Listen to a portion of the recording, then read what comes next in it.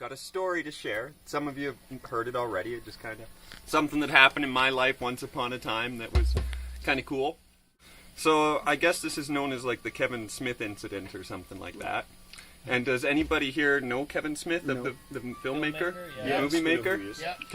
Okay. And Just some of his movies. he's done. There you go, Dogma, Chasing Amy. Yep.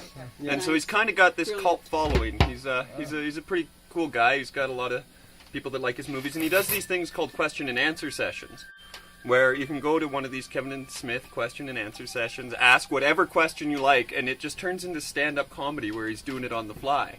And he just goes off on all these different stories and then comes back and rolls it around. And I watched these, and I really admired his way of like just being able to touch on any taboo, laugh it off, and keep going.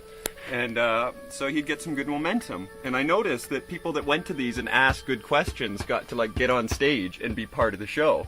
And so being a stage slut, I was just like, well, if I go to one of his like question and answer sessions, I have to ask a good question so I can get on stage and be part of this. So, as fortune would have it, a friend of mine, Brian Vaness, who I hope you all meet one day, he got notified by Facebook, which we laughed at because Facebook doing something good for your life, that Kevin Smith was going to be in Vancouver 6 months from that date. And would I like to go? So it's like, yeah, we have to go. So we got tickets, and so I had like some time to think about my question. So I thought about it, and I figured out, okay, I got a good question. I got my question. I'm going to ask this question. So all the time goes by, I won't tell any of my friends what my question is, just, yeah, I got one. And finally the day comes, we've arrived in Vancouver, we're at the Center for the Performing Arts where this happened. And I show up first. I'm the first one there because I'm like, I'm getting in, I'm asking my fucking question. There's no way I'm not asking my question. Yeah.